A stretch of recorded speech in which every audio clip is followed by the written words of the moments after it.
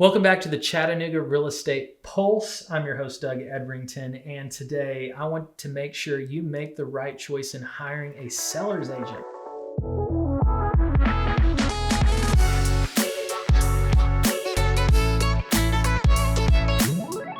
Why is this important? Because most consumers these days start out their hunt for an agent by who do you know, or who have you met, or just a friend sometimes that happens to have a real estate license. And I want to say sometimes you can get lucky that way, but even in those situations, you want to interview your agent just like you're interviewing to hire your first employee. Some of you may own a small business. Some of you may have a managerial role in your job. And some of you may have never ever had to hire someone before. I wanted to challenge you to think you are actually hiring. Think like almost an employee to go to work for you to get a job done. So today I want to give you some tips on how to make sure you ask the right questions along the way. So let's dive straight into who should you consider hiring and interviewing. So I, running a real estate team, am a little biased on this first one. I think you should hire a team. So as you dive into the world of real estate agents, what you'll learn is there are solo agents and there are teams that you can hire when coming to sell your home. Now, I always believe that a team will always outperform an individual because it kind of just makes logical sense. You hire a group of specialists that all have specialties in their specific area, and combined together, they're going to give you the best results. Now, I'm not knocking on solo agents. There are some amazing solo agents out there that can do a great job, and they could also leverage third-party people to help build a team around them. But either way, you definitely want to interview them and start to ask, what is your specialty? Who do you surround yourself with, and what are their specialties? And how is that going to help me reach my goal, which is likely sell your home as quickly as possible for the most amount of money? That's what most people want. So that's the first thing that I would get to know is what is their specialty and what do they bring to the table for you? Number two, I would challenge them on their stats. I would actually ask them to prove to you, which by the way is very easy to do via the MLS. Every single one of our agents on our team has the ability to open up their computer in front of the customer, rank every single real estate agent right in front of you and show you based on the sales they've done in a period of time. I might recommend the last 12 months and see what has this agent done or team done to help other customers along the way. The things you want to look for when you're considering these statistics is how many sellers have they represented? What is the average price range that they're working in? What locations have they specified in before? All of these things need to be tailored specifically to you to make sure that it's aligned with what the product is that you're wanting to sell and the goals that you want to reach. So I challenge them to just prove to you on stats. Likability can go a long way, as I've said before, and that's very, very important. You need to like the agent that you're working with. I'd challenge you to make sure that you feel like you could have a great relationship with them. But in addition to likability, you want to also see, have they performed before at a level that gives you confidence moving forward? Another way to be able to prove some of this is reviews. Now, I think there's two great sources for reviews for real estate agents that you should check out. Zillow, which is arguably the largest real estate platform out there for searching for homes, you can also go onto Zillow and click on the agent button and rank that agent or team by reviews and see where do they line up. Now, a lot of people say, are reviews real? Are they fake? Do they make them up on their own? I can tell you with Zillow specifically, Zillow has a review team that actually reviews every review, and they want to make sure it's real. One review can only come from one email address. One review can only come from one IP address. And if it isn't detailed enough telling a story, Zillow will nix the review. So there's a great source for actual reliable reviews. The other place to go look at is Google. Google businesses all provide reviews. So look at that agent or team or potentially even company to see what kind of reviews do they have. Do they respond to them? Do you like what you see? No different than searching for a review for a restaurant when you're out of town. Where do you go eat? It's the same concept. If you do your homework and you believe the reviews you read, you're probably going to have that great experience when you go to that restaurant. Same thing for the agent. So just do your homework and look at reviews.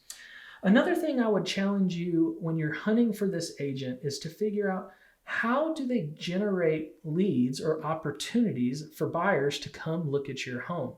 So what's interesting about this topic is I think the average consumer thinks the agent needs to take your home and put it in front of as many eyeballs as possible.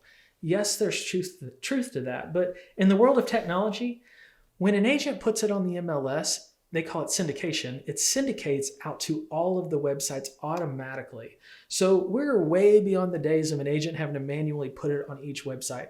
You're going to be plastered all over the website. All the websites, I should say. The question that I would be asking the agent is, how do you capture leads, not just on your listing, but from your competitors' listings, to take that buyer, maybe meet him at another house, and then bring them to your home specifically? That's where the magic is inside this industry. It is a lead generation game.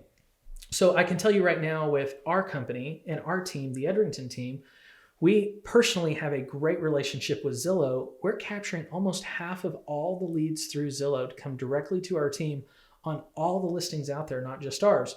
This is a great way for us to meet people, right?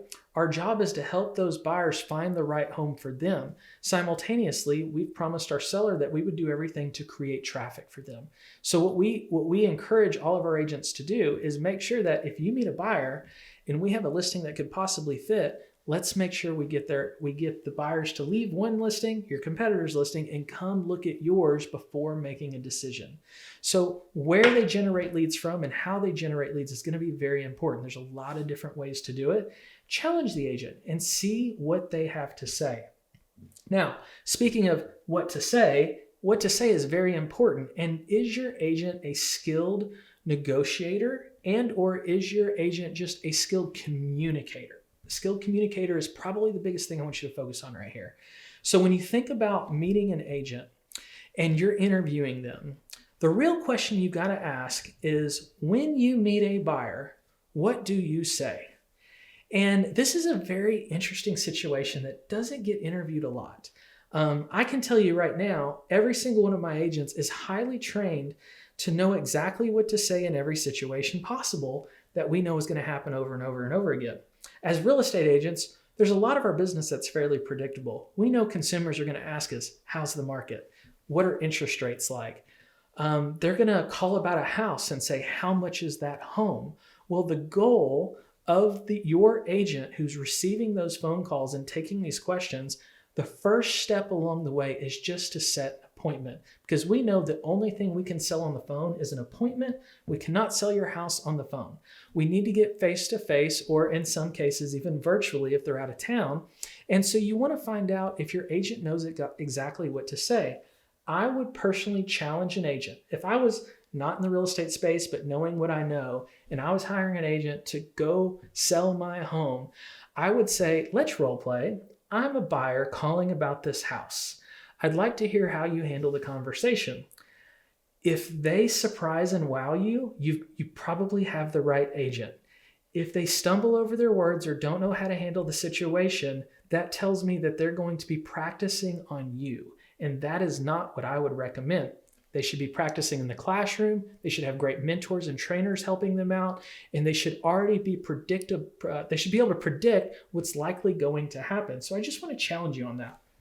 So speaking of having that mentor or that coach or that leader that's going to help them along the way, I also believe it's important to ask your agent who coaches you on being the best professional you can be.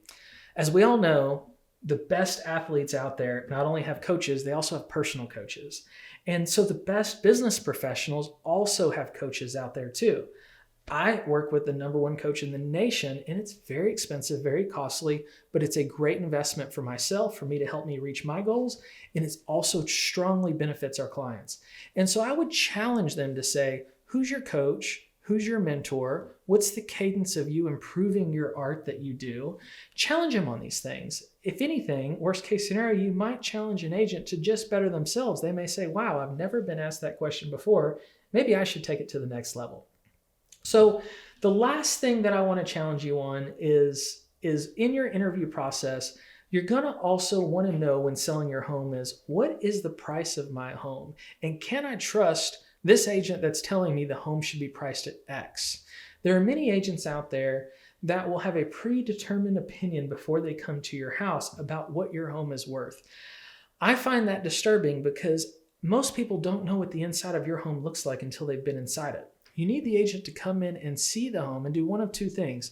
Either go back to the office and do the homework and then bring back to you what it is that you need to know to show what other homes have sold in the market and how they came up to your price.